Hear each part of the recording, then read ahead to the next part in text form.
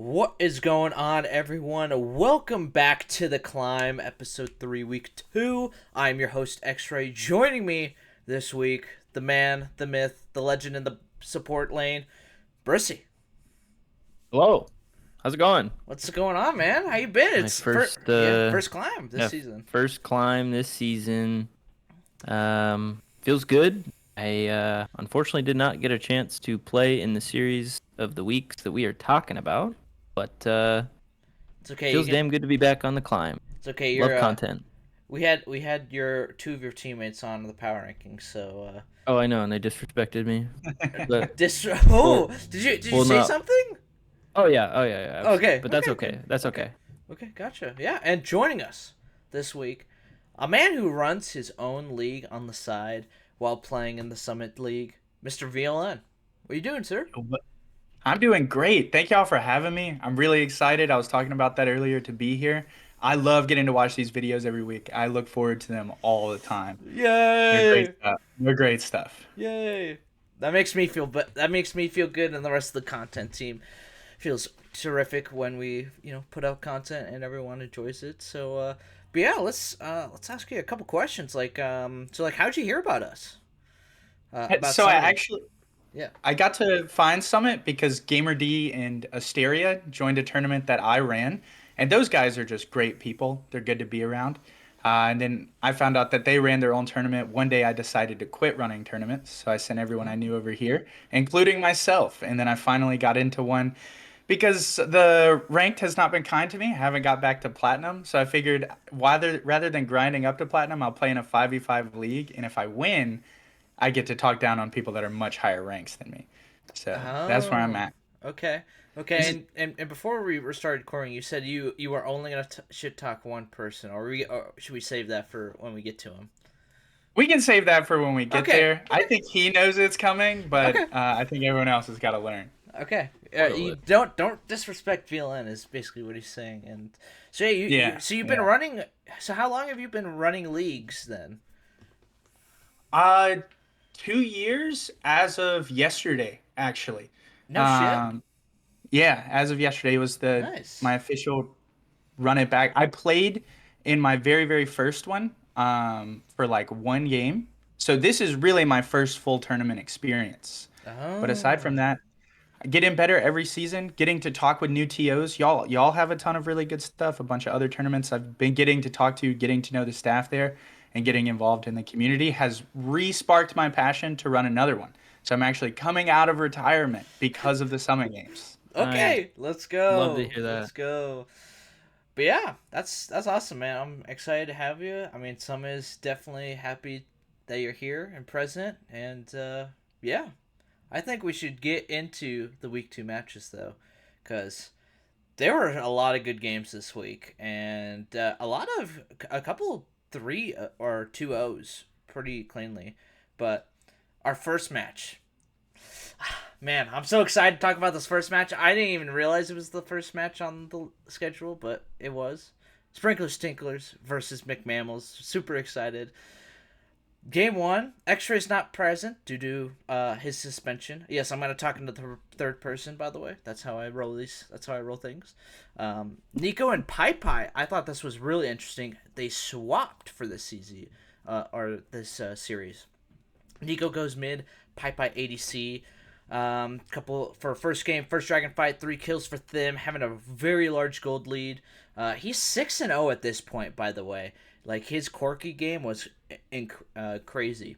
And then third dragon, I won't back down, gets caught. But with Nico's lead mid, they are able to space and kill some of the Sprinklrrs Chipmunks to make it a 4-for-3. And McMammals still gets the dragon, which is their first. Also catch Sprinklrr trying to steal the drag, and I think this play kind of changes the whole game because Tinklrrs had a form of a lead, and with Nico's lead, because I think Loco played very poorly this game, and I think it was kind of showing of like, hey, it's like he may be like um a an off roll mid laner, but that doesn't mean he still can't have these performing games and everything like that. So there's definitely, for Sprinklrrs Tinklrrs wise, there's still holes that we have to fix. So and everything like that. Game 2, it was pretty one-sided for Sprinklrrs Tinklrrs. Thim went 14-0 on a Corki. Glub, crazy, beating up John Dye hard in the top lane. The Poppy versus Jax matchup was not doing him any favors. And then just not a terrible performance by Nico. I think he was like 4-0 at one point on the Silas.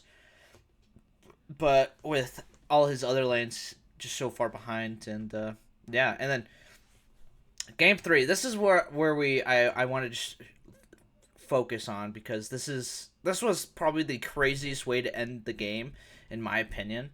Sprinklrr Lee Sin should be banned. Anyone who's gonna play them in the near future. Sprinklrr Stickers had a lead, and then McMammals had a lead, and it was just back and forth pretty much all the way through. And then the last fight of this game was insane. Starts off with I Won't Back Down, getting caught. Haha, joke's on you. He has ultimate. He ults out. Spirit Man goes in with the R. Followed by Nico's A-Soul. Upgraded R. Looks really doomed for Sprinklrrs Tinklrrs as Loco gets blown up and has to pop Zonias. Ease over the wall and is out of the fight. Ender and Thim are not even in the fight yet. Just on the sidelines right now. Glub and Sprinklrr are in the middle of 5 people right now. With some 5 very hungry mammals. And they're looking for some ice cream.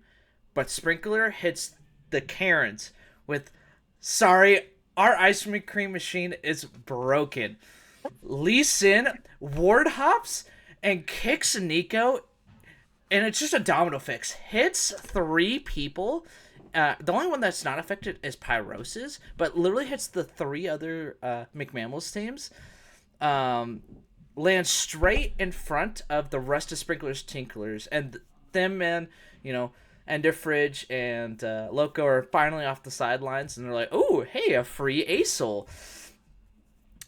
The team fights, and then the rest of the team gets forced out of the McDonald's because guess what? This Mickey D's isn't open 24/7, and they push and win the mid game, win the game. I thought this was the craziest ending to the game, and yes, if anyone was wondering, I did type all that out. I read.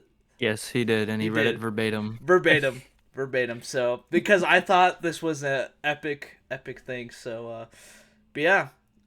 I'm going to stop talking about my team because I don't want to gas them up too much because we still got a lot of season to play.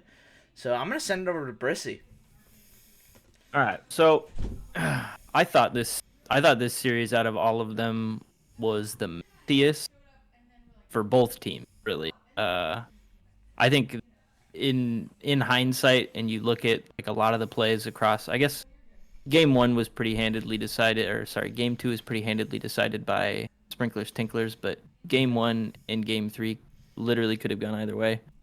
And watching Jason's POV of this game, it was nuts because the amount of plays that really could have gone either way, and really could have won the game for either team. Like there was one team fight, I believe it was in game 3, where Pyrosis had basically flat out inted into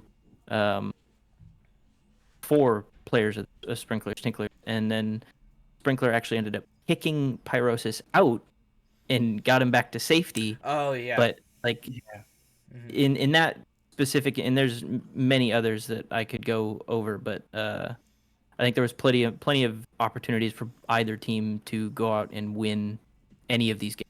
I mean, game 2, like I said, was pretty handedly decided. Thim probably not going to be getting Corki anytime soon. Granted, he is going to be getting nerfed in this next patch, so I don't really think it's going to be nearly as scary, but Thim did his thing. Couple 1v1s in the side lane against Pyrosis that when you look at it, just blew him up. Just like the amount of damage that he was outputting was unreal. But again, I think that apart from game 2, I think both of these teams just need to clean some things up. I think the swap between Pyrosis and Nico, I don't even think they really expected it to be the deciding factor with them winning a series just based off of that. But I mean, just there's a lot to go over in this series specifically because I think this one was said the most messy. All right. But I mean, props to Sprinklrr. I think he was the hard carry in the games that they did win. I think that's why he found himself at the top of the power rankings for the most part. Yep, I agree. This week, yeah, I mean, getting ranked first overall, especially with how the rest of these like elite top junglers played, it was a pretty clear decision in my opinion why he's number 1 this week. So, but yeah, VLN, let's hear your thoughts on the series. No, so I think you guys really nailed the most of it. The only thing that I want to throw in, just 2 quick points. So Thim is just him, objectively. It was crazy to see him pick up a double kill early in the first game. And then Pyrosis is swapping in, so I don't know if Pyrosis, I'm still getting to know people, knows the ADC role all that well. But it felt like he never respected that quirky. So just game 1, Thim fed, or 8 and 8 and 8. And then game 2, the quirky goes unbanned. I thought that was a crazy thing for them to be able to get it right back. But the only disagreement I have with Brizzy is I think that game 2, I felt like the Tinklrrs were winning it the whole time.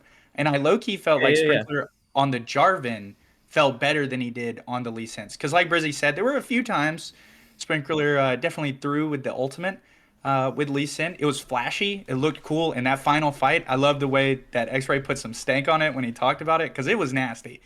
But with that Jarvan, it was just clean, precise. He knew his bot lane was going to win, so he got to play to get his top lane ahead. And then he just swept the whole map. I mean, the Jarvan showed up somewhere, got a kill, went to the next lane, did it all over again. And I would be more scared of that than the Lee Sin, honestly. Okay. So the people were playing Sprinklrrs.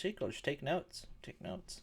So but yeah, I don't want to butter up my team anymore. So let's move on to Brissy's game. Well, I guess not Brissy's game because he wasn't in it.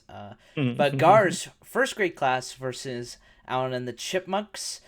Game 1, Odysseus on a Oh, by the way, I'm on a no talking about anyone but Odysseus this week. Yeah, I was gonna point that out. All of X-Ray's notes in here are just covering Charles. That's it. Listen, nothing else in here. Venom told me last week I didn't talk about Odysseus, and so I said I'm gonna keep it to my word. I kept my word. Talking just about Odysseus. Odysseus, he's playing Anivia game 1. Most people know how I feel about Anivia. Used to be an Anivia one trick. Really solid score line. But I will say, your CS numbers, what are they? 6.1 per min. That's pretty bad, especially for an Anivia. Okay, listen. That's crazy. Listen, dog. Dude, you should be at least 8. At worst, 7.5. All right, like, cause all you have to do, right, is R the wave and then walk away, and then it's like, oh hey. This was a cannon wave. I got time to, do like Raptors or something like that, So it's like, I got time. You have plenty of time to do anything. But, you had a couple good roams.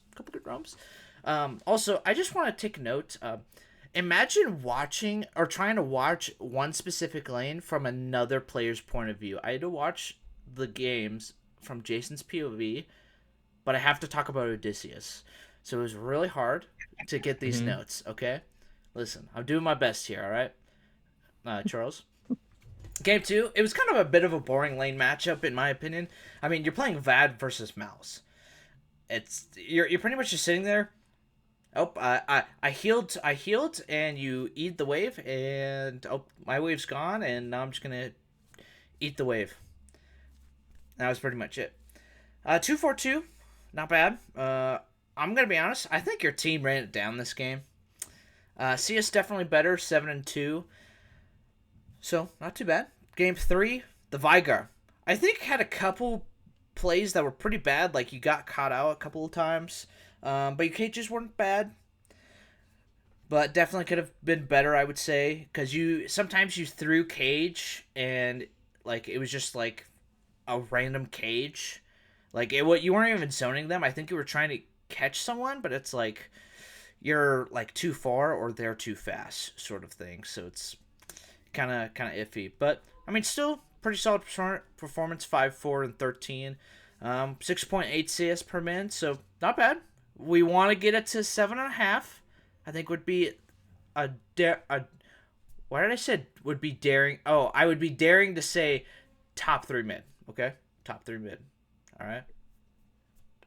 That's my Odysseus Glaze this week. Glaze. Yeah, I don't know that's about crazy that. to call that Glaze. That's you started with an insult. That's crazy. Listen. I'm telling you how it is. Okay, I'm just telling him how it is. It's like I okay, listen, man. What do you want me to do? I'm watching Jason's POV, and I have to talk about Odysseus. Okay, so This is what? when you timestamp it for YouTube, you just gotta label it X-Rays Charles shit talk. Okay, let's okay. just go put it there. I'll name it Gawr's final grade class, and then right after that, I'll put X-Rays Glaze / Flame of Charles of Odysseus, and then we'll just go back to part 2. So sending it over to VLN this time. Okay, so Bessie. I had a good few notes. I loved watching this game. I thought this game was a ton of fun. To my dismay, Asian Jason is a wonderful streamer and also was really good at watching the game. I think he's a player that the team rally behind because at the start of game 1, it was kind of looking bad for them. Gawr did not adapt well to the lane swap that happened. And so they were I think at one point they're like 3-0 behind. But they come back, especially because Asian Jason hits a few pretty clutch kills on Doki in the bot lane.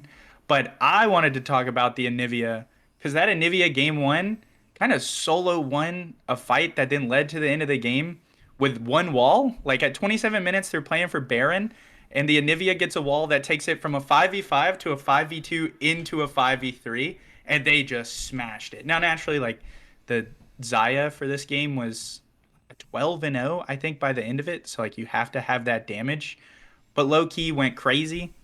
The second game, so Adolfo, as you know him, I call him Woof Woof because I don't want to say his name. That name's scary to say. He's what I call a 10-40-50 player. So 50% of the time he's gonna play as his expected rank.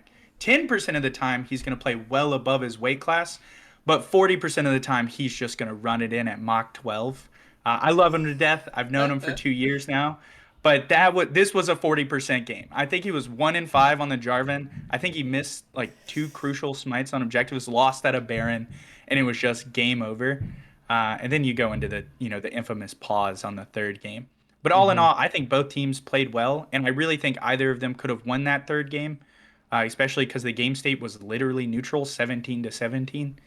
But it was wonderful to watch. I think both teams are really, really strong.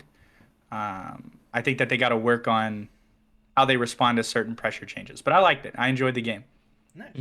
All right, Brissy, let's hear the Glaze. Well, I think Saucy Chas, who was my sub, I think Saucy Chas did his thing, especially game 1. That guy plays Rakan at like, I don't know, 3 times his rank. Granted, you got to think about this. Saucy Chas hasn't played League since he was in Summit 2 seasons ago. I mean, he's maybe played some norms or a couple flex games here and there, but he's coming in like pretty much unplayed in a long time. And he comes in game 1 on Rakan, and just, I mean, they kind of smoked the bot lane of Light Sphere and King Caterwall, which I thought was awesome. Now, I will say, if I'm playing, I think we 2-0 personally. Oh, because Okay. Talk it, King. Okay. Talk it. Let's hear it. Obviously, like I play the game a lot more, but mostly because game 2 I didn't really like the Lulu pick, and I don't really think my team did either. Not that Chas played bad on that champion, but I think that if I'm in that game and I'm picking a support champion that I usually play, I think that completely alters the comp. Yeah, You the know, maybe Ezreal that's Lulu seemed weird for sure. yeah, maybe that's for better, maybe that's for worse, maybe I'm wrong, maybe we end up getting reverse swept after that, but I think that Alan and the Chipmunks really showed up after their week 1 performance. I think they came out and played significantly better than they did in the previous week. And yeah, when it comes down to game 3, super unfortunate that it happened the way it did. But I mean, at the end of the day, that's kind of how the league works. I mean, there's been plenty of instances in the past where one team kind of gets the short end of the stick. And you can look at it like, oh, hey, if this didn't happen, then this would have happened, which is exactly what I'm doing about saying that my team would 2-0 if I was there. But not Okay. really how it works. So, just everything happens, and that kind of got to stick with it. But shouts out to my team. They put on another show. I think that Jason playing with Chas kind of just solidifies himself in the top 3 of ADCs, showing that he can play with pretty much any support. It does not matter. The guy is an insane league player. He can play pretty much any role. Granted, I would love to see him move to top lane at some point, but I don't know if that's ever going to happen. But I'm getting a little bit off track here. I think our team is really strong, and we're only going to go up. Okay. Nice. Listen, I ranked Jason first this week in Power Rank. Yeah. You can keep saying it in every content piece, but yeah. Listen. No one believes me. Okay, I'm pretty sure I did change it. Okay, I won't lie. I did change it. I think I had him second originally, but I was like, you know what? Let's spice it up. So I put him first. But I do think Jason is playing at a very elite level right now, so that's why I put him up at number 1. And plus, Ezreal had a rough week. To add on to that, and I mean, this has been shown in teams that he's been on in the past, Jason's really good at elevating all of the players around him to play better. Whether that 100%. is by toxic flaming them or just him being able to create those plays or communicate those plays to his team when they're happening. He does a really good job at that. And yeah, he's just a really good league player. Yeah, he always has been.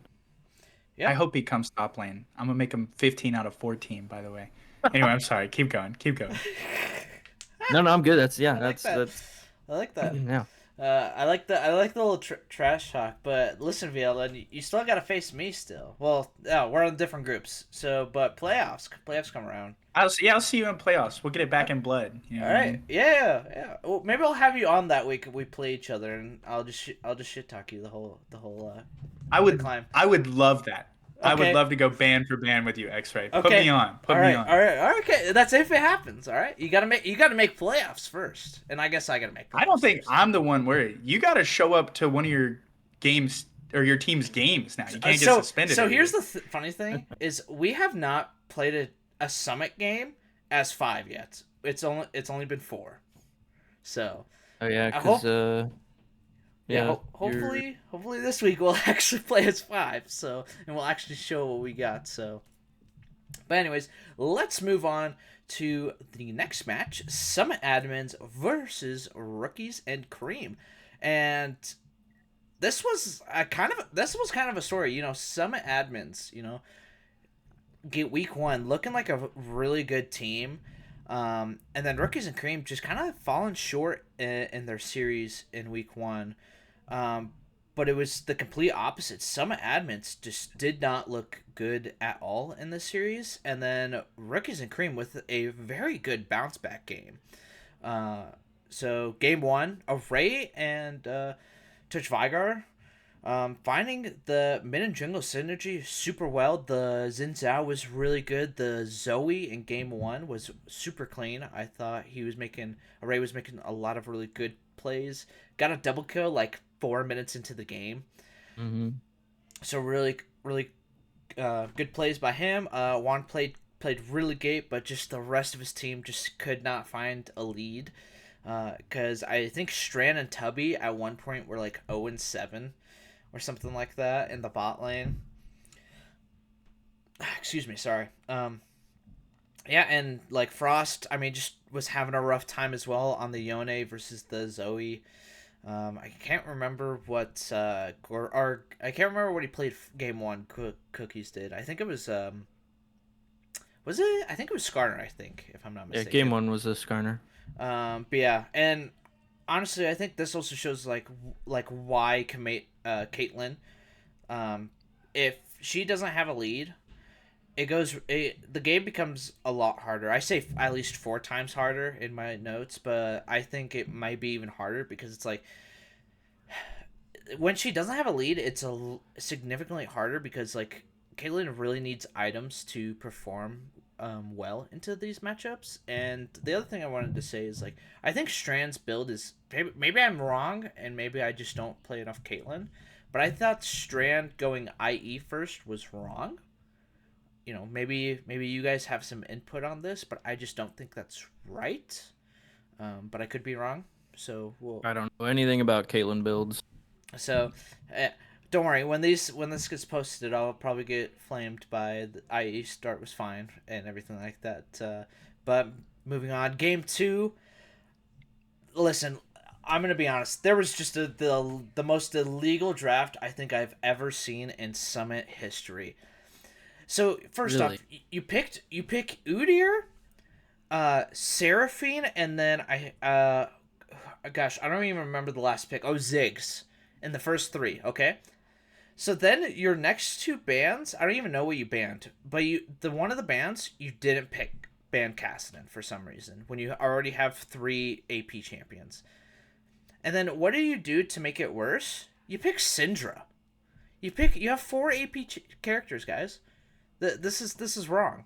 And then Cake picks GP, which I mean is okay, I guess, but it's not going to be enough AD to like really have any sort of impact. And then what does XRAY do for his last pick? First time's Cassidy because it's just the freest Cassidy game ever, and He goes crazy. And what happens? They lose the game because XRAY hits 16, and because they're a full AP team, and Cake had a not listen Cake. That GP was not it, dog. That was a very bad performance on the GP. So, we'll kind of see. But some admins just could not find a winning play this whole thing. Patstick, I thought, had a really solid game on his Ornn. And then, once again, XRAY. Gosh, he was different. If we look at week one, his week one game one was really nuts, and he pretty much brought that in this whole series this week. So I was very impressed with everything. So, but yeah, Nice. Brissy, let's hear it. So I thought this was a pretty good showing out of Rookies and Cream after last week, and like you said, a kind of disappointing performance from Summit admins. Apart from a Cake, I think Cake played really well, despite what was happening in the mid and bot lane. XRAY pulling out the Zoe game one showed out, and like you pointed out, there was a double kill he had at like 4 or 5 minutes where he caught Cookies at his Raptors, and then like while Touch Vigor was simultaneously doing damage to the Yone under tower, he just throws another ability over the Raptor wall and gets a double kill onto Frost, which I thought was sick. Yeah, so Cookies flashes, and because it's Zoe, he picks up his flash and then flashes over the Raptor wall. Oh yeah, he ended up flashing over the wall. Yep. So yeah, and got the auto. Yeah, I thought that was super cool. Yeah.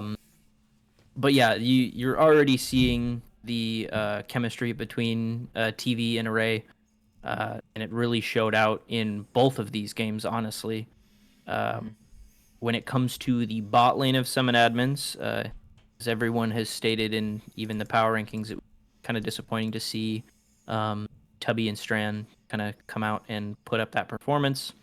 I feel bad because Tubby found himself toward the bottom of the power rankings again, which I think that is just some early season woes. I think a lot of these teams that are having struggles now are going to be the ones that are going heavily bounced back.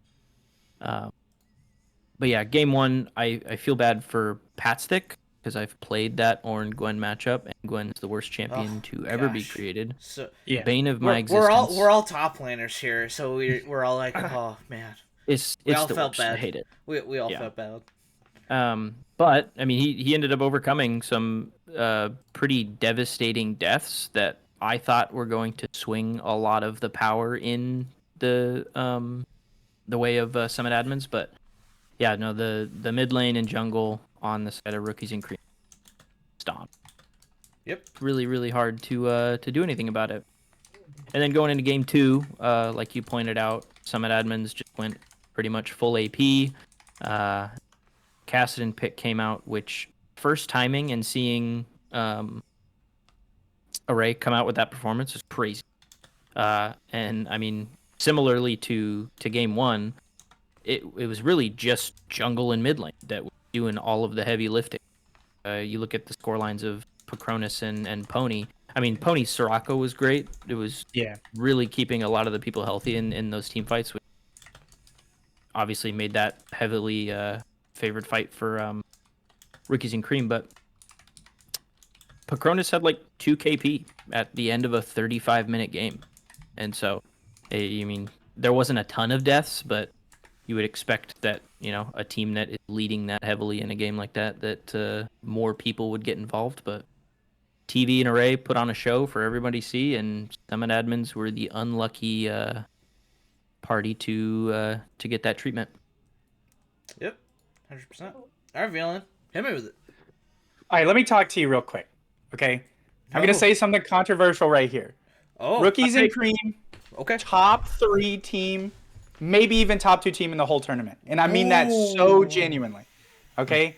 Like, I want to go through it. 1, they have hands down the best jungle mid lane duo in the whole tournament, right? These 2 players, I'm getting to know Array. I know TV very, very well. They play identically. You can't find another mid lane and jungle that synergizes how they play so well. Like that early game dive you're talking about with the Flash, with the Zoe, with the Xin Zhao highlights that perfectly. Those 2 people have known each other for 2 weeks, and that is something you would expect from people who actually enjoy playing together. They're monstrous. I think Array is top 3 mid lanes in the whole tournament, watching the games that I've watched. Gumby Power can be number 1. I actually really like Psy. I think I would put Psy number 2 for mid lane. I would put Array number 3, just in all honesty. TV, he was slept on in the first weeks, and that's what awoke him. Y'all's power ranking is putting him so low. He came in, once you put Pride on the line, TV goes from like a low Masters, high Diamond jungler to like high Masters, low GM, because he cares that much, okay? You look at the bot lane, Pickerness, I love him to death. I know him, he is a VLN guy. But Pony is the star down there. I mean, she instantly elevates any ADC in her lane 1,000 LP. And I mean that so genuinely. The Seraphine plus the Ornn was monstrous. All of the games, I disagree that the Seraphine hit like multiple 2 or 3 man encores into the Ornn knockup. So much so that I think it got stolen in game 2 for her to lock in Soraka and just hard carry with the heals. And I'm going to say it. I'm going to be so publicly open about this. Patstick, performance relative to point value, is the best top laner that Summit has to offer. I mean that so genuinely. That man put up a Ornn versus Gwen and an Ornn versus Gangplank. Not good matchups for Ornn. And he solo killed the Gwen. The Gwen ended up, you know, scaling because it's Gwen. That matchup is monstrous. Yep. But absolutely put the 180 threat of GP out of the game in the laning phase for much of that early game. And I think when you look at them, this is still them growing. Like you said, these are growing pains for this team. And week 1, they floundered. I'll be honest to say it. And week 2, they took that and rebounded so hard. I mean, I think that they're going to go on. I really would only put them behind Power of Friendship. Like, I think it's likely that they can even beat my team. And I feel like I'm betraying my team saying that. They're absolutely crazy. These are some crazy statements I'm hearing right now. I'm being so genuine, too. Like, okay. Hey. Pony Gaffo being ranked 12 on support. No offense at the power ranking guys. Y'all got it wrong, though. That is a criminal underperformance. TV is criminally underreported. Array, Patstick not being in top 3 is insane. All right, you see a GM smash a silver player, that's whatever. You see a platinum peaker solo holding number 2 on the power rankings with an Ornn top lane, and then showing up to team fights, crashing out on the opponents like nothing even matters. You can't not put them that high. And that's why I got them, like, I think they're sweeping through the rest of their tournament until maybe they go against Power of Friendship in the finals. They're crazy. I really mean that. Yeah. Bold. We love it. We love those. So, there's actually one thing I want to talk about before we move on to the next series is Summit's meta. All right, we have. So when I'm saying Summit's meta, what are we really talking about? And I'm really just talking about 2 champions for any low budget players, which is 1, Seraphine, and number 2, Ornn. Yep. Like if you have both of those champions on the same team, I would honestly pick your team 9 times out of 10. It literally just would depend on whoever else is on the team or on the enemy team, because those 2 champions just enable your just whole team to do kind of whatever you want, because Seraphine just does heals, or in late game just builds items and then has the same aura as Seraphine pretty much. So 100%. Yeah, so Summit's meta is like if a low budget player or high budget player, whatever you want to call it now, is playing these playing Ornn or Seraphine. I mean, they're easy to pilot champs, and they have impactful ultimates, and have good utility and everything like that. So it's no reason why. I just don't think Pat Stick is top 3. Okay, I think your performance to point value. Okay, not just skill alone. Performance to point value. I would say he's a good 2nd place. Okay. Okay, I like that. I think that's. I'm repping our low elo top laners. Okay, that guy is a monster on the Rift. Okay.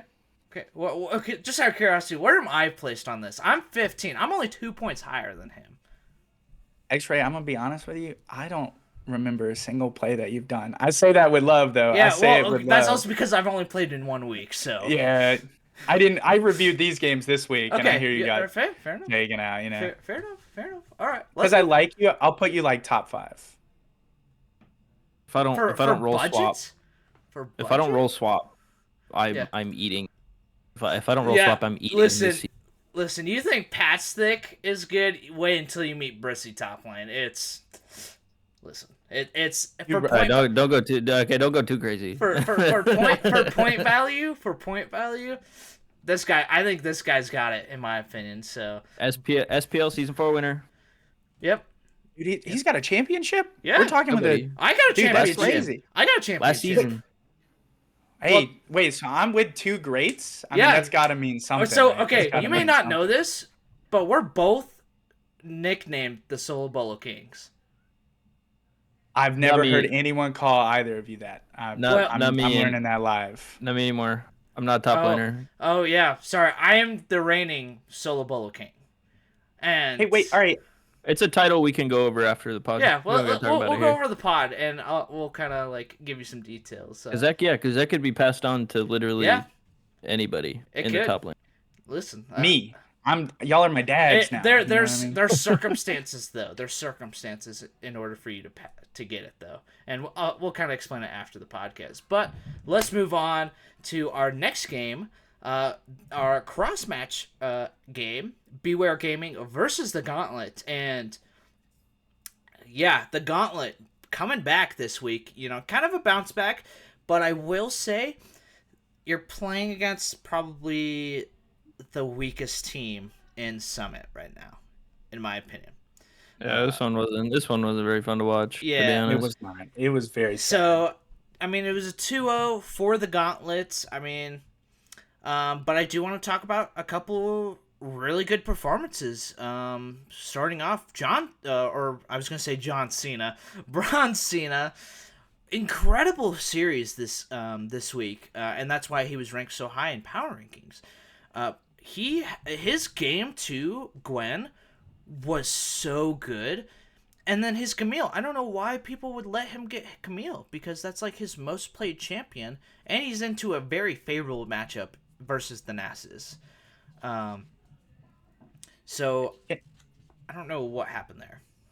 Can I jump in real quick, X-Ray? Yeah. How are you gonna say he's high on the power ranking? You ranked him 9. You ranked him below Banana, and he just dropped a nuclear bomb in that matchup in both games. He's got a point. No. Oh, shit. I raised him on my power rankings. Fuck. Okay, that's... I put him 7th. You... I put him 7th. I think that Bronze Cena is pound for pound the most underrated player in all of Summon as well. I think right now, yes, with how he performed, but it's going to also come down to how he performs in this upcoming week. Like, maybe this was just 100%. A fluke week, or what? So... and then the other person I do want to talk about is Firestorm. Very unfortunate circumstances. He is playing at a very solid level. Like he is actually trying to 1v9 a lot of these games. But his team is, I'm not going to say hold him back or anything like that, but Firestorm is trying everything he can in these games. And the other person on Bewear Gaming, BBQ Leona, had also a solid week as well. The Maokai was pretty good. And then the Pantheon was really good. He was taking all the kills, but he's also playing Pantheon, and he's trying to get through that early game, trying to create that early game lead for his team. So when they go to late game, because he does fall off as Pantheon, but once he gets that late game, his team is already fed. So that's what he was kind of hoping for, but it's a little rough. But yeah, I mean, that's really all I'm going to say about this series, is because it was just the Gauntlet kind of just beating up Bewear Gaming. And they definitely had some good fights and everything like that, but, yeah, that's really all I got. So I'm sending it over to VLN. Okay, so I already got in what I wanted to say about Bronze Cena. Mm-hmm. I know that guy. He's also a good friend of mine. I love calling him 14 out of 14 because when I play him, I'm going to watch his Camille. I've played it against it a ton of times. But he was a monster. He dropped a nuclear bomb in that matchup. And I know he was also someone with a chip on his shoulder where he got placed, and that was a huge motivation to him to lock in this matchup. I also want to say, Firestorm Boxer, hey, man, we're in opposite situations. I'm 9v1 for my team, bringing them down, and they're still winning, and you're 1v9ing for your team. And I'm wishing you the best, man. The only other thing I have to say is in defense of Naki, that guy, he's a cool guy.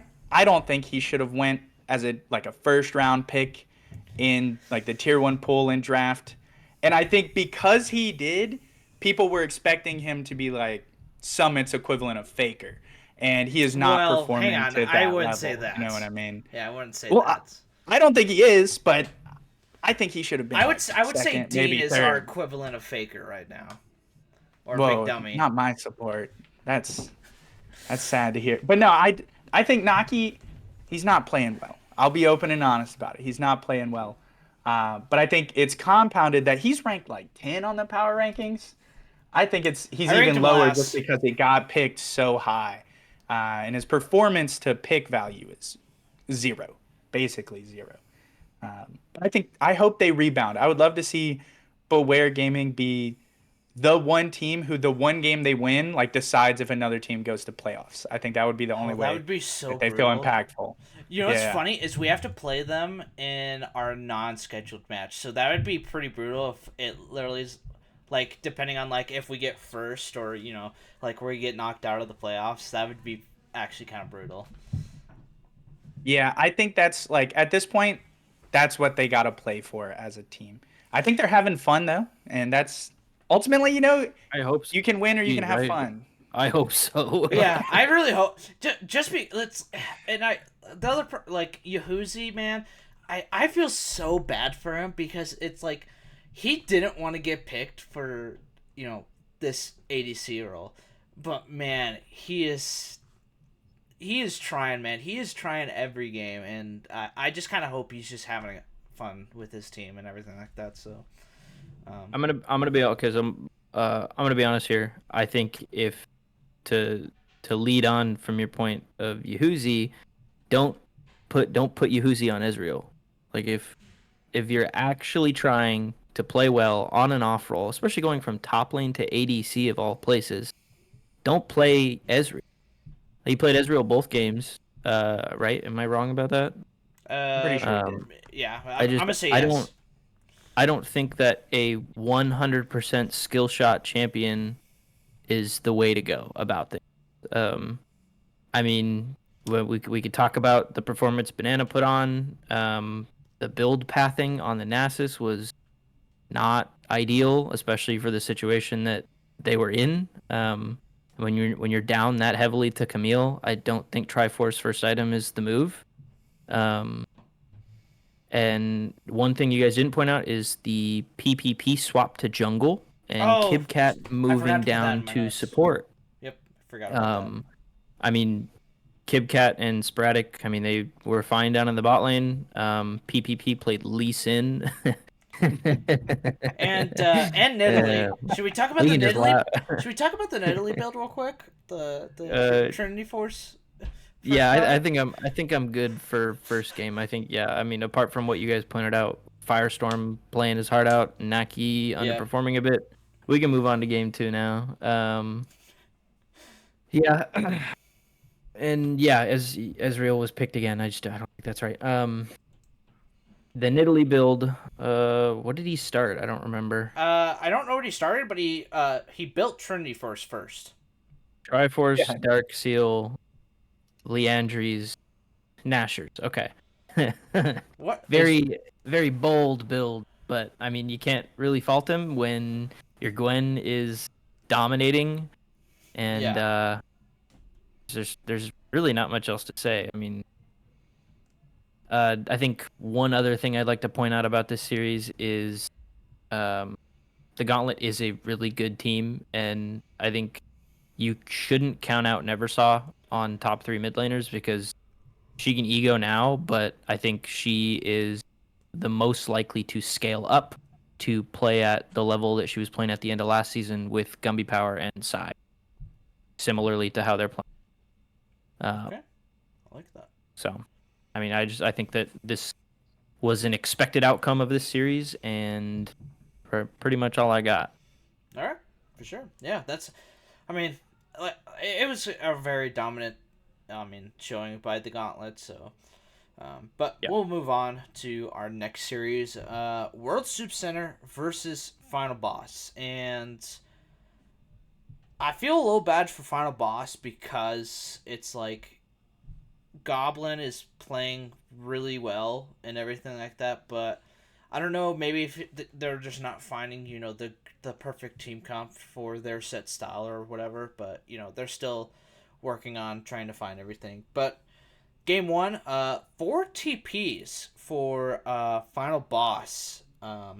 They had literally a TP on everyone besides Ryan in the jungle. But it was a super close game. It came down to literally the last fight of the series. Just a couple players being out of position for Final Boss. In the red side jungle, I don't even know who was first, but it was just kind of like one after the other, and then World Soup Center just happened to just kind of run them down, and yeah, and then Owen also got Gangplank for some reason, and he had a 92% kill participation this game, which it was insane, because he's not even doing anything. He literally just throws GPR and that's it, and he's like, "Yep, Yeah. I'm done. I got the kill cred. That's all that matters." And then game two, I mean, it was literally just a topside difference. Everyone, like Owen, Hootie, and World Soup had a really good series or a really good game. This really good showing in this game. The bot lane was a little sketch, I'll be honest. But Ryan had a really solid series though. Do want to talk about him? His Skarner I think was really impactful in both his games, but just couldn't find the victory this series. So, but yeah, that's really all I got for this series. Just because it was kind of I wouldn't say a similar situation as the last one because these games were still very close in the showing, but it sometimes it's hard for me to watch Goblin kind of just get beat up all the time. This in these first 2 weeks, so but yeah, that's really all I got. Brissy, let's hear it from you. So this was actually the one series I did not get all the way through, Oh. unfortunately. But I mean, I really feel for Final Boss. Honestly, you look at players like Ryan, Goblin, and Haumea, who are returning players from last season. Or actually, sorry, Goblin was not a returning player, but he's a veteran of Summit. Trying to put a very similar team together from when they won a couple seasons ago with Asuna, Ryan. And then they draft Alturas and Haumea. Now, week 1, kind of a rough showing. Similar showing this. I think that they're just shaking off rust. I think this is one of the teams this season that can scale and end up being one of the dominant teams in Pool B. Yep. Pool B. Yeah. But I mean, when you're going into a match with Owen and jungler like Hootie, it's already going to be super rough. I think Asuna hasn't quite gotten a grip back on top lane. I mean, he played mid lane a couple seasons ago, went undrafted last season, so it's really just getting a hold of the role and getting that communication down with the team to, put a good showing. But I mean, shout out to the bot lane of World Soup Center. Sloth doing her thing, man. The Bard had like 80%, 85% KP. Yeah, it was 21 out of 25. Yeah, that's just nuts. So I mean, coming in as a rookie to Summit, granted, I know she's signed up in the past. I think it was just a few seasons ago, but coming in and performing like that into a bot lane of Rob and Alturas, it's insane. So shout out to her. Absolutely deserved to move up in the power rankings for that. And I did that game. I watched a little bit of game 1, but I did not watch. So Yeah, I can't speak on that one. Game 2 was a little rough for Sloth, just because there was a couple plays that she did get caught, like just randomly caught out. But Gotcha. Happens. It's still a pretty good showing on the Seraphine. But yeah, VLN, take it away. Yeah, I watched this live when it happened with a bowl of popcorn. These were two teams I was really excited to see play. I have friends on both sides. And game 1, Hootie low-key just kind of smurfed the whole game. I mean, I think his jungle setup, especially like bot side ganks, just kind of let his whole team walk all over wherever they needed to be.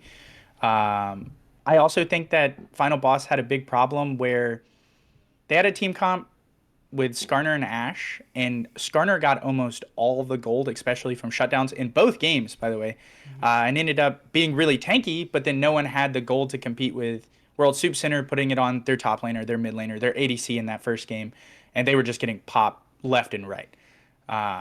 Slow's Bard, I also think, was crazy. She won the game according to the commentators in that game 1, or maybe it was game 2. When they're pushing for it, the commentators are saying like they don't have enough time. Haumea can stop them. She hits the Tempered Fate. I think that's the Bard ult. I don't know. Just completely freezes them in place. Whole team wraps around them, pops Haumea. Then they pop the cannon as it respawns. They just win the game because of it. But game 2, I mean, I rubbed off on Owen, man. He locks in the set. He gets a Scion matchup. That's a set's dream. And he just performs. I mean, Hootie was there. That early game, first blood into second blood as well. Hootie and Owen in and out of the tower at level 3, showing the pressure that champion has, the set champion, early. Absolutely smacked and just continued to smack at the rest of the game. And then again, that Skarner got most of the gold. That Skarner, when Heartsteel was playing tank, if you're a set and you see a Scion and a Skarner on the enemy team building health, you're happy. The better they do, the better your ultimate is. And you know they're running right at you. And you just see Owen smash through. World Soup Center put up an amazing performance. Or not World Soup Center, just World Soup. On the Syndra. And they had all the gold where it needed to be. And they just smashed through the series. It was insane. Yeah. And that's going to wrap up that game. And then just moving on, this one's going to be pretty quick just because there was no VOD of it. Gamer D, work on that. Power of Friendship versus Wawa Warriors. I did see a little bit of the post game screens. Sai had a really two solid games on the Hui and Yone. And that's really all I saw of it. Wawa Warriors kind of did not look like they played to the best of the ability. Granted, I think Power of Friendship right now, and a lot of people agree right now, is their number one in the whole league right now. So it's hard to beat, that number one team, especially since everyone's still kind of figuring out what they need to do. And I think week 3, I think this week is going to be kind of like the make it or break it sort of games. Now it's like, okay, we need to find something that works this week, or we're gonna be in trouble. So yeah, matches actually matter for playoffs, unlike last season. So yeah, for sure. Every match counts. Yeah, for sure. And then I just, unless you guys have something on this series that I don't, feel free to share it if you got anything. I don't. Gawr gave a restream of the match. I only caught like the first half hour, or probably first 20 minutes of the first game. I think that Wawa Warriors put up a decent early game, and then it just, like, at the drop of a hat, Power of Friendship were smashing through them. I do want to shout out Baratel.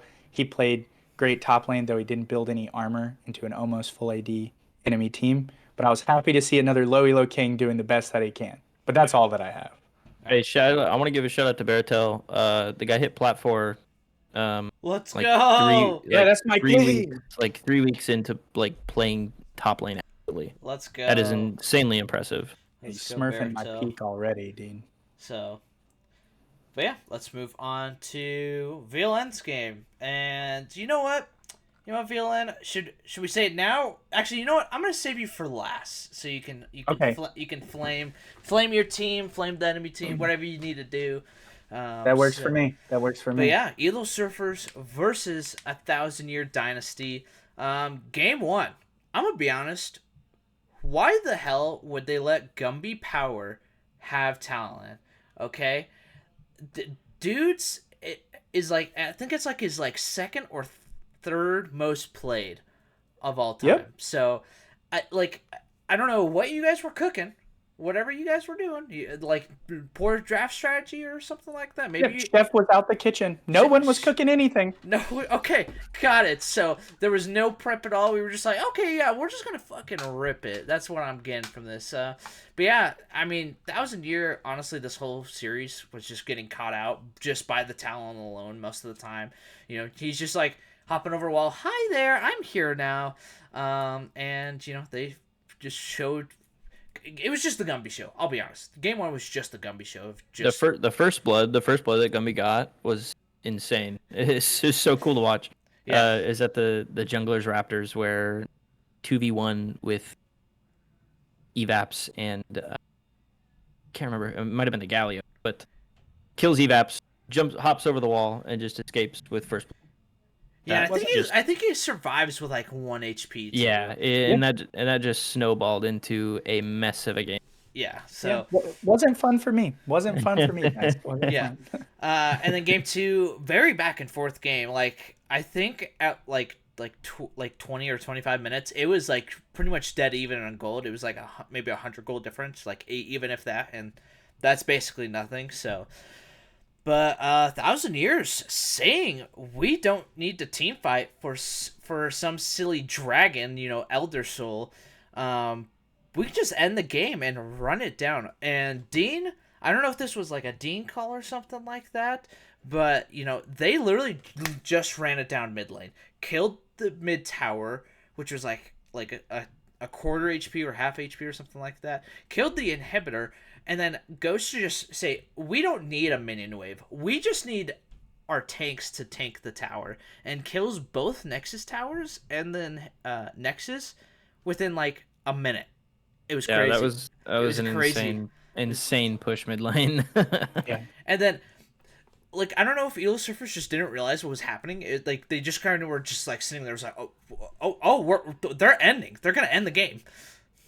I think some insight that I had heard from Gamer D in general chat was that they didn't know that they had a minion with them. Oh yeah, So they were that's just right. They like, had one oh, cannon minion. no, yeah, they're like, no Yeah. way they're going to tank this all the way to Nexus, and then unfortunately found out after their inhib was down that, oh, they have a minion. Then it was a little Yeah. late to do anything about it. So, and game 3, I mean, 1,000 basically running the same exact comp minus J4 and then just added Thresh. And then Big Dummy's the best player I've ever seen in my life. I And- will be 100%. watching that Thresh VOD forever, just taking notes. Yeah. Because the amount of plays that guy was creating for that team, basically won him the game. And I mean, shout out to Evaps for the performance on Gwen, but that Big Dummy is going to be the deciding factor for that team all season. And this is where I actually have Summit's Minute. I knew I had it in my notes. I just couldn't remember where I had it. And this game in particular, they had Ornn and Seraphine on the same team again. And it kind of showed, like that synergy of like, hey, Seraphine's ulting. Ornn just has a free, straight line ult and knock up again. So it's... I think people need to like kind of invest in like, okay, hey, like, are these players going to pick Ornn/Seraphine or both, And they kind of just need to realize, like, hey, if they have, like, low-budget players that, aren't going to play any, like, really good carries or anything like that, maybe invest the Ornn ban and Seraphine ban. It's not like it's going to kill you. Unless you're playing against like Gumby, right, and you need to invest, Zed and Talon and whatever champions he's gonna play. So, I think here in a few weeks, there's a lot of teams that are going to start getting permaban. Just, I mean, mostly aimed towards either low elo players or champions that have just shined on those teams specifically. I think those are going to start getting permabanned here in the next couple weeks. Yeah. I was talking about that in general chat today, that it was crazy to me they ban my set every game, because if I pick set, I'm gonna run in the game. I'm gonna do awful. But if I pick Ornn, it doesn't matter how bad I play. I'm gonna be useful. And that champion, I'd played that champion. I think that was my 9th and my 10th game of Ornn ever. No idea how to play that champion. I was learning in real time. Zach was ulting and stopping me from R2ing. I didn't know what was happening. But the champion itself just wins you the game. Yeah. Yeah, for sure. The build items are huge, for sure. I mean, I don't know if you saw it, but Patstick in his game, he actually upgraded Array's Cassidon in that second game, and he upgraded Banshee's Veil into whatever it's called. That Really? item gives like 130 magic resist upgraded, by the way. That's kind of insane. Which was nuts to me. I was like, it was like 70 AP and 130 magic resist. And I was like, sir, what?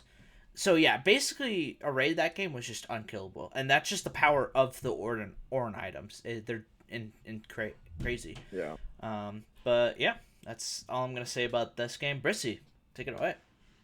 Well, so I mean, I kind of made my insight in the first couple, or when I needed to, when you were talking about them. But Yep. A big shout out to Affection and Gamer D. I think that they are a super underrated bot lane. I mean, Affection had insane performances on Kai'Sa, and then in game 2, on the Xayah was okay, I guess. I just think the game 2 is a really rough one for Elo Surfers.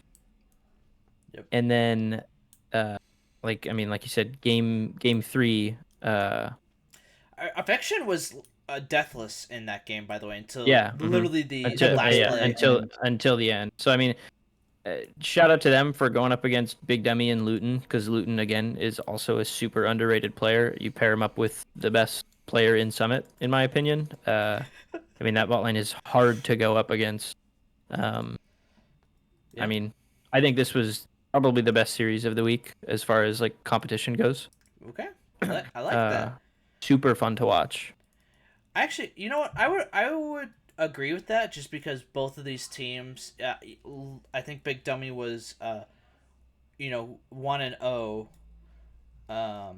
Or not Big Dummy. Elo Surfers were were up a win, and 1000 Year Hmm. won last week as well. So it's like who's actually getting their first loss this week, Yep, and like absolutely. Yeah. both of these teams had really good performances in their week one. So I definitely Hmm. agree with like this one I would say is like definitely match of the week.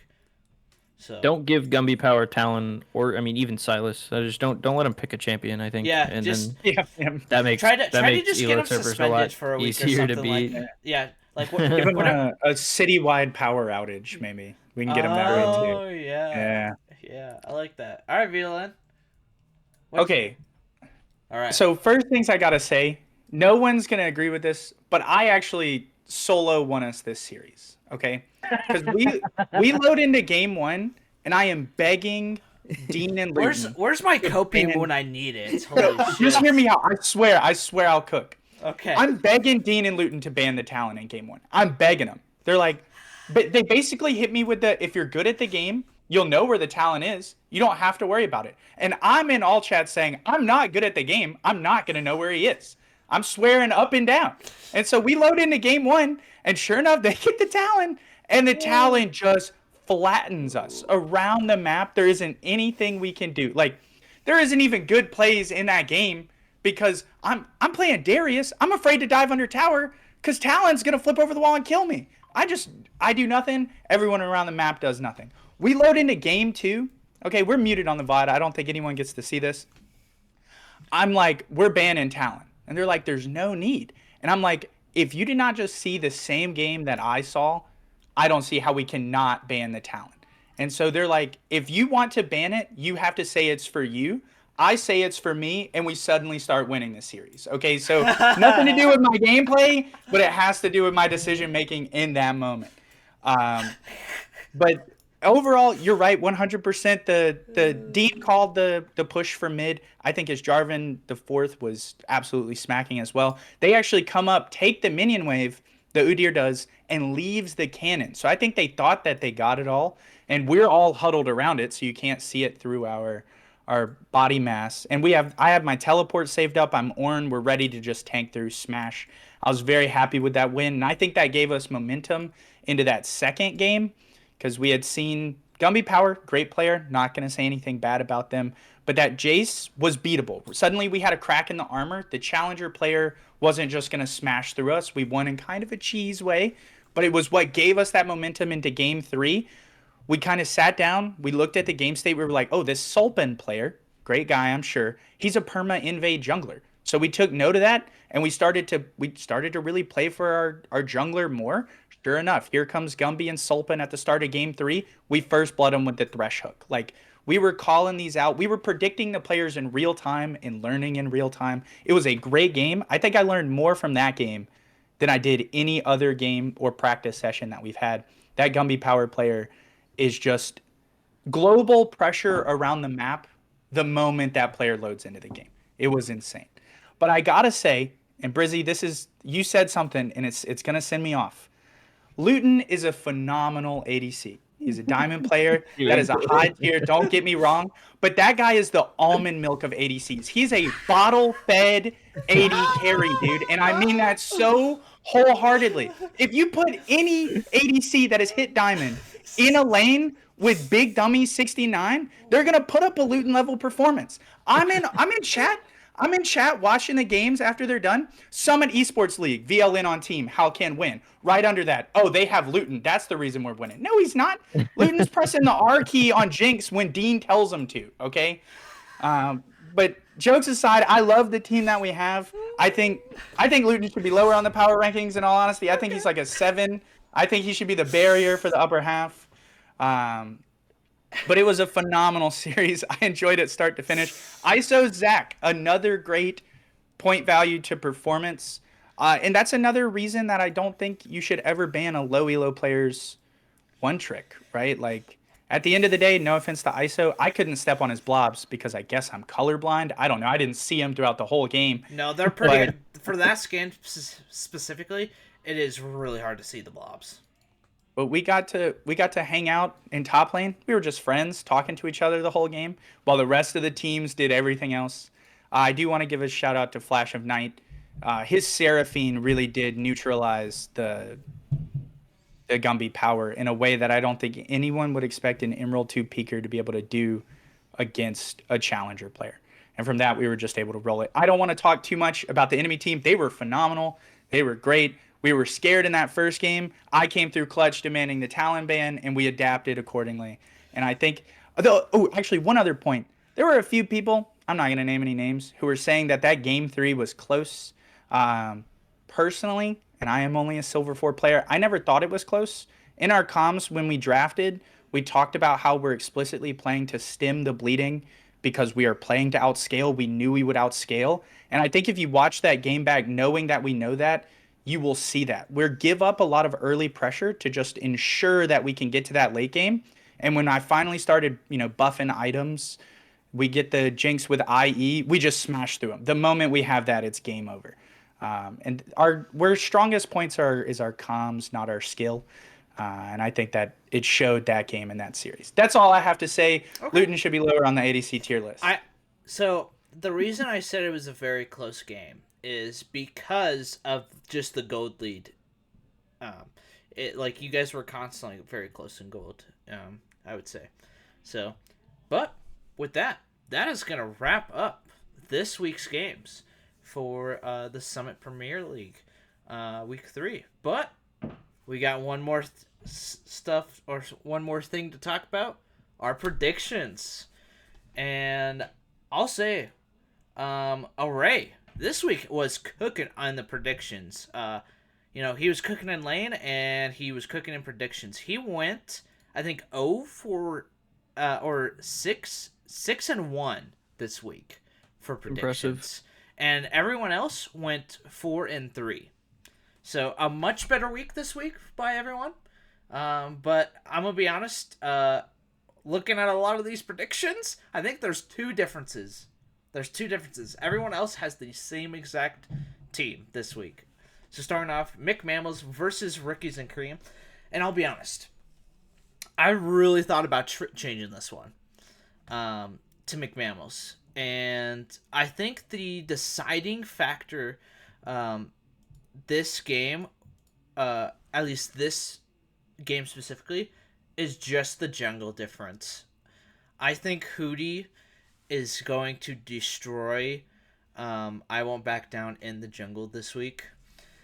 And I don't think it's going to be close. So, and a lot of, pretty much everyone else agrees with me this week. Everyone's going Rookies and Cream. And shouldn't be too big of a... I think it'll go close. I think this will go to all 3 games. That's kind of my prediction so far. Moving on, we have Alan and the Chipmunks versus Sprinklrrs, Tinklrrs. Everyone going Sprinklrrs, Tinklrrs, I think some people are still, suspicious of hey, what is this team like when they have all 5 players on the Rift at the same time? Well, don't you worry. Hopefully. Imagine this.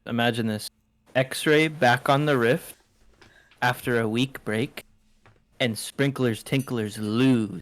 Listen, at that point, I'm just gonna be like, hey, yo, glove man, hey, you need a new team? Come on down to Sprinklrrs, Tinklrrs. Fair enough. So, and I did want to share one interesting fact.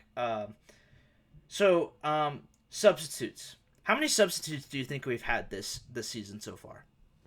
1 a week, I'm pretty sure. Yeah, but if not more. I mean, how many series do you think they've been a part of? Probably 4 total. 4 total. VLN, you got a prediction? Is this for your team or for all teams? Just all teams. All the games so far. I'm gonna say 7. You're close. It was 6. Oh. Do you guys want to know the subs win to loss ratio so far? So teams that have subbed? Yeah, the teams that have had subbed. they are undefeated. They're if you have had a sub on your team, you have either won the game or won the series. That's kind of And crazy. so yeah, so they're undefeated right now. So listen, I'm not saying there's a summit meta this season, but it's like, hey, you sub a player out, it's looking like you're gonna win. That's all I'll say. That's all I'll say. Maybe that's why Sprinklrrs Tinklrrs is nowhere on. Maybe we should just switch out a player each week until we lose. It's like, okay, now we got to bring all 5 players in. So, but yeah, moving on. Gawr's first grade class versus Bewear. I need some life from Bewear in order for me to vote for them in the game. I voted for them last week and it didn't pay off. I'll be honest. I thought they were gonna bounce back. I don't know. I won't speak on it. They're playing us. So you're biased, Prissy. If he speaks, he's in big trouble. And I'll be honest, that bot lane, that's the problem with, I think every time we talk about Bewear is we always look at that bot lane, just Yuhuzi, and it's a struggle. And he's playing Jason this week. You know, the number 1 bot laner in Summit this season. I hope they put him on Ezreal. Wait, why'd you tell them not to put him on Ezreal? You should have told him that.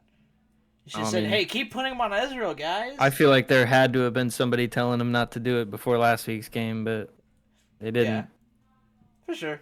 But let's move on. So starting off our cross-match week, Summit Admins versus Elo Surfers, and